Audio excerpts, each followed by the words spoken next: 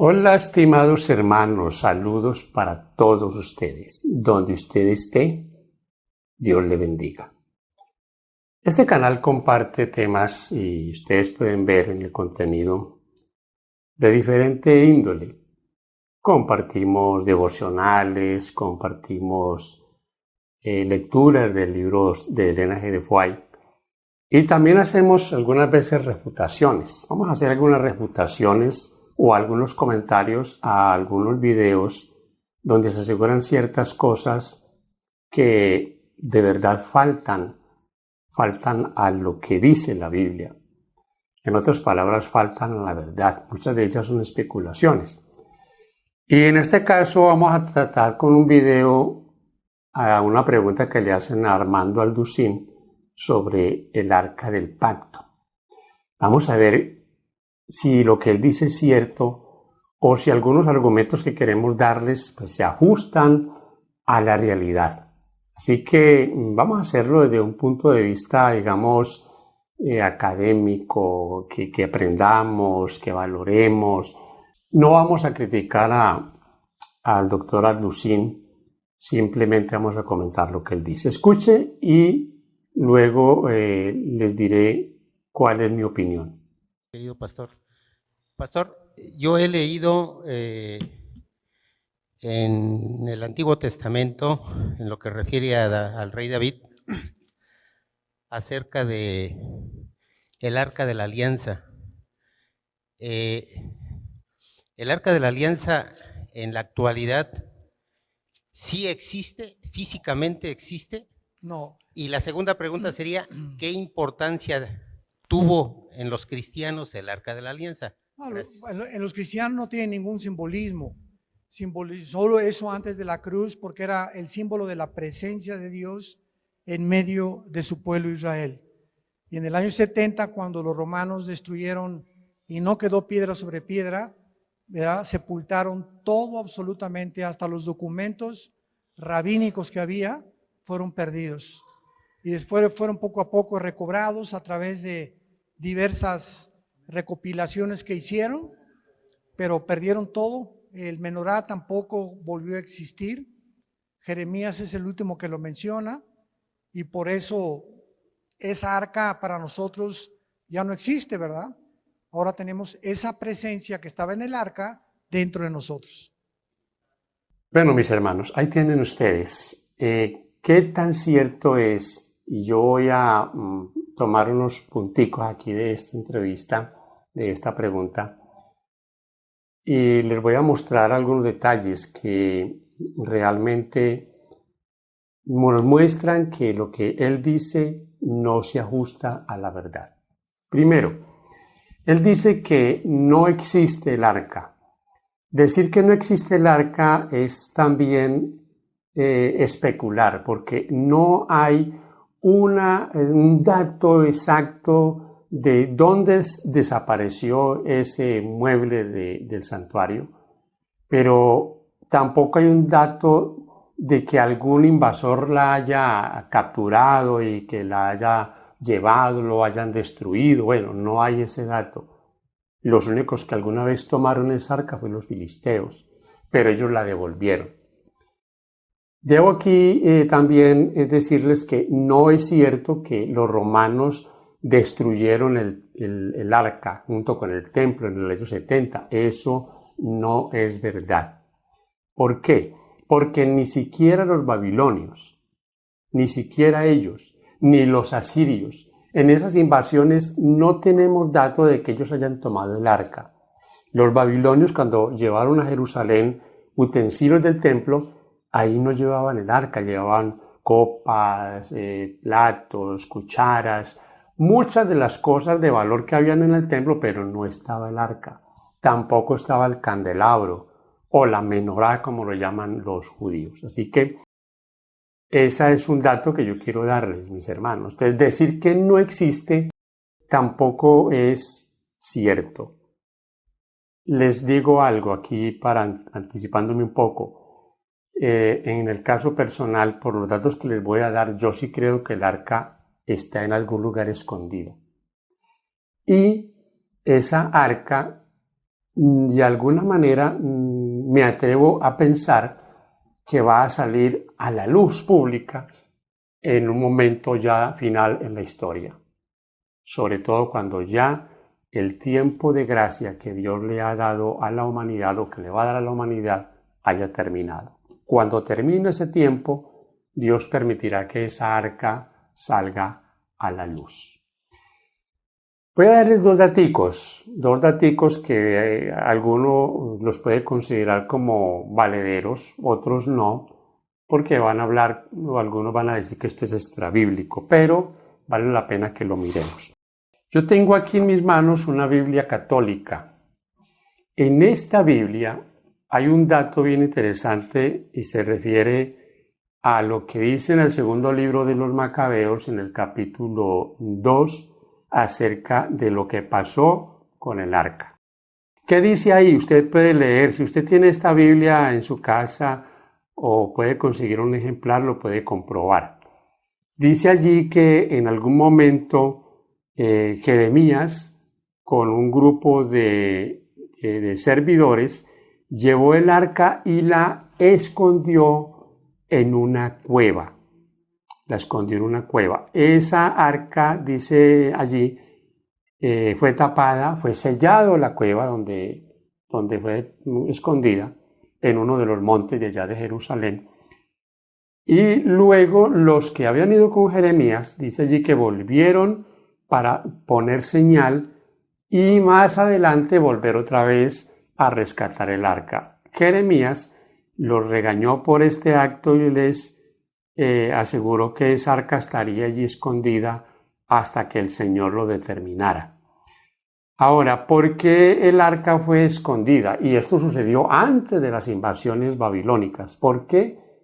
Porque ya Israel había sido dejado por el Señor por su rebeldía, las violaciones a la ley, a los mandamientos y por sus idolatrías. Entonces el Señor, para evitar que fuera esa arca tomada por algunos de esos pueblos paganos, el Señor la escondió. Eso está ahí, capítulo 2 del segundo libro de los Macabeos, un libro apócrifo, no lo tenemos en la Biblia, por ejemplo, en la Valera, pero ahí aparece, es un dato que vale la pena tenerlo en cuenta.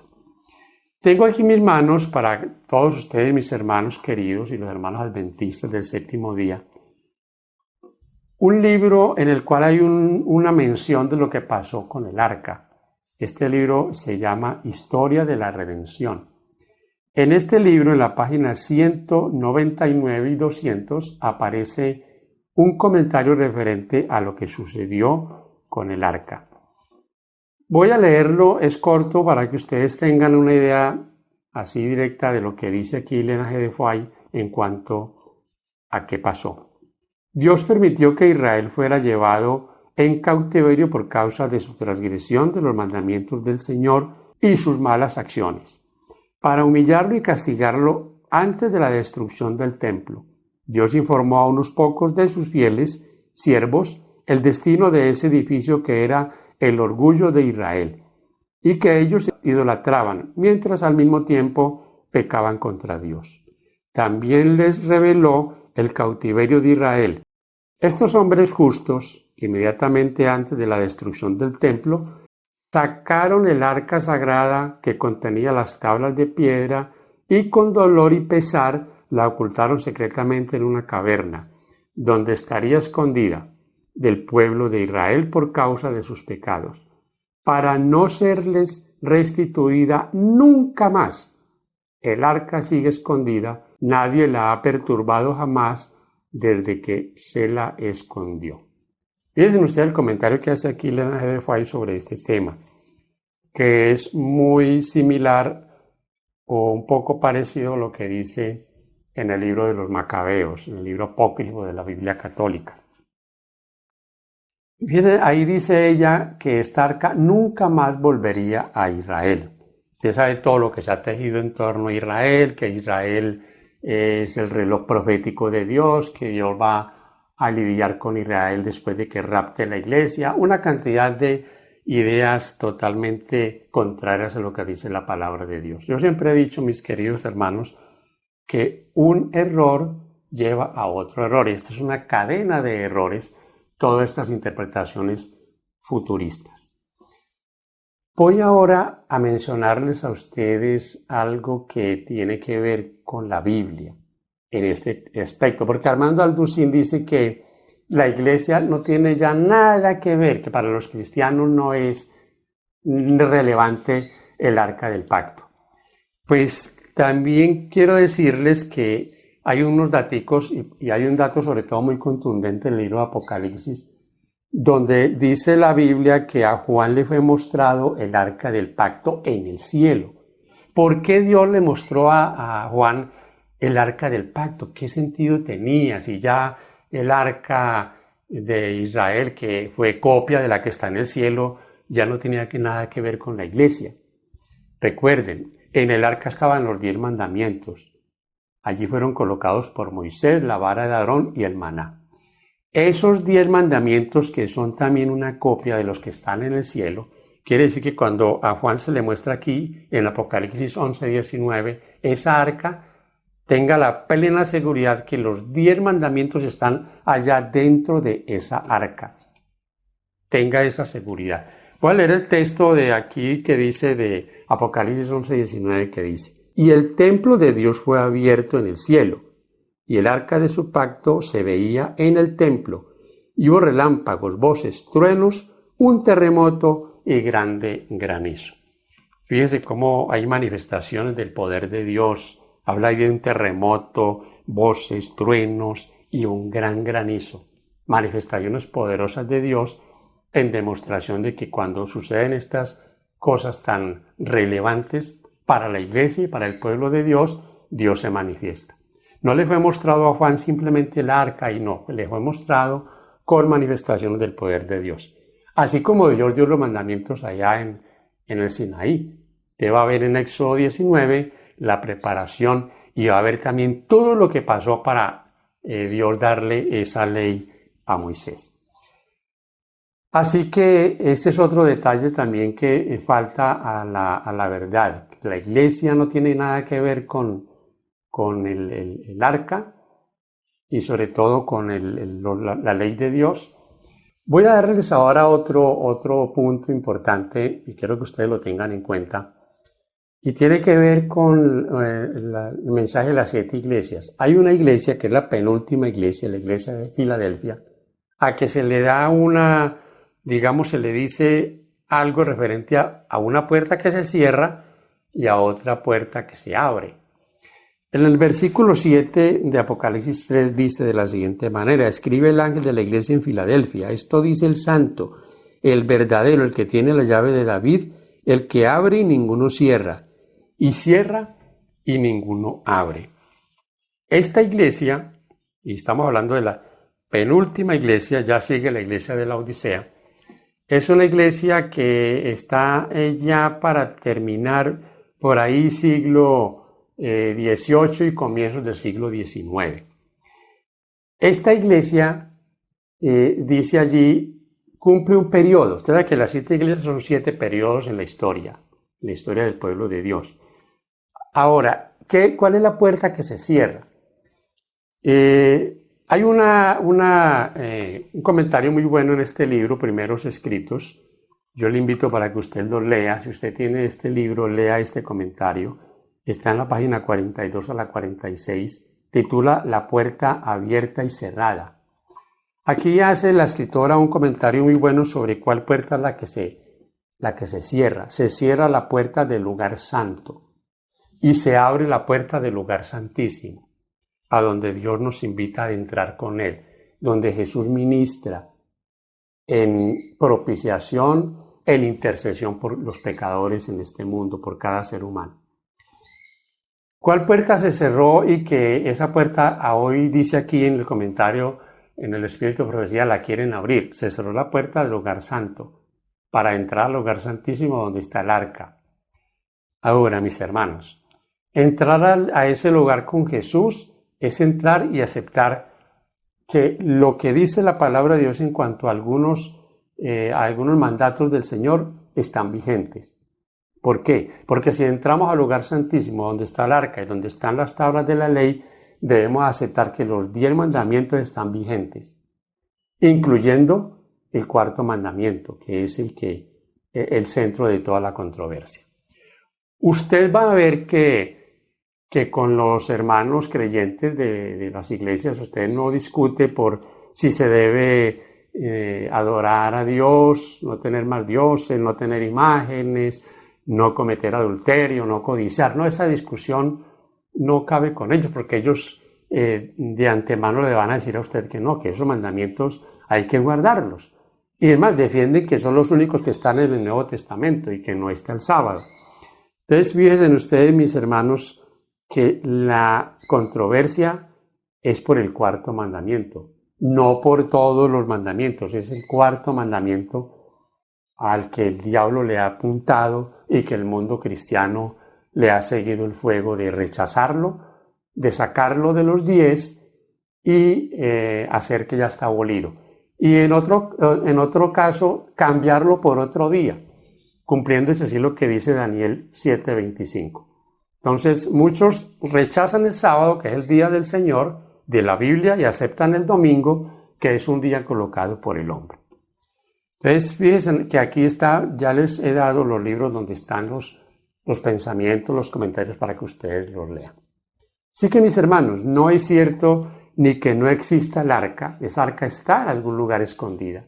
Dios la ha preservado ahí y les comparto nuevamente que la ha preservado hasta el tiempo final. Yo soy un convencido de que esa arca saldrá a la luz cuando ya el tiempo de gracia haya terminado. Así que ahí les dejo estos comentarios. La iglesia tiene que ver con la ley de Dios, créanlo. Y aquí voy a hacerles finalmente a darles otro datico. Con todo esto de los judíos en sus fiestas y todavía pues en todas sus cosas, esperando el tercer templo donde va a llegar el Mesías, les digo que es paradójico lo que pasa con el mundo, en el mundo, ¿no? Los judíos aceptan la ley, pretenden que la están guardando y fuera de eso todas sus demás fiestas y cosas, pero rechazan a Cristo. El mundo cristiano acepta a Cristo, acepta que Él es el Salvador y hacen toda clase de cosas, pero rechazan la ley. Fíjense cómo van las contrapartes ahí. Así que, mis hermanos, es interesante esto. Yo les dejo este comentario, esta idea para que ustedes vean cómo se dicen de cosas y muchas veces sin ningún argumento. Simplemente porque se quiere, digamos, o queremos saberlo todo. Así que, entonces, vale la pena que retomemos eso. No fueron los romanos los que destruyeron el arca ni nada de eso. Cuando los romanos entraron a Jerusalén, ya no había arca por ningún lado. Posiblemente hasta la estuvieron buscando como un tesoro preciado para ellos llevarlo, como un trofeo. Como han hecho tantos, se dice que hasta el mismo Hitler tuvo intenciones de buscar el arca de la alianza, el arca perdida. Consideremos otra pregunta aquí corta que le hacen al Ducín y quiero que la escuchen para que vean ustedes cómo para mí no encaja. Espero que ustedes nos hagan comentarios sobre si creen igual que al Ducín o comparten nuestra opinión. Escuchen. Estaba hablando del arrebatamiento, dijo que los niños, hijos de cristianos, serían arrebatados. Sí. Que los demás niños. Todos los niños. ¿A todos? Sí, Perdón. todos Sí. los niños. Pero si hay un hijo de cristiano que tiene 10 años, que ya no es un niño, 12 años, se van inmediatamente con sus papás. Sí. Pero todos los niños menores de edad, aunque no sean cristianos, Dios se los lleva. Sí. O sea, aunque sean de musulmanes o lo que sea. De lo que sea. Dejad que los niños se acerquen a mí. Okay. No dijo, dejad a los niños cristianos, dejad a los niños musulmanes, dejad a los niños que se porten bien, dejad a todos en general, porque de ellos es el reino de los cielos. En general, de todos los niños, porque son inocentes. Otra pregunta. Mire, mi hermano, decir que todos los niños van a ser salvos Y sobre todo, como dice ahí Armando Alducin, que los niños menores de 12 años, todos se van a salvar. Y hermanos, eso no es cierto. Yo soy un convencido que los niños desde una edad muy temprana comienzan a tener uso de razón. Y un niño de 12 años, de 10, 12, 8 años, es un niño que ya está en una etapa donde totalmente él sabe lo que es malo. Y es más, aquí en Colombia hemos tenido muchos niños sicarios a los 8 años. Se supo de un niño menor de 8 años que ya había matado a una cantidad de personas. Tremendo sicario. Y son cantidad. Los niños de 12 años son terribles. Ya son, y de 10 años, ya son, digamos, conscientes de lo malo. Y usted ve esos niños que están todavía apenas hablando y comienzan ya a tener ciertas actitudes que uno dice, este niño ya sabe lo que es malo y sabe lo que es bueno.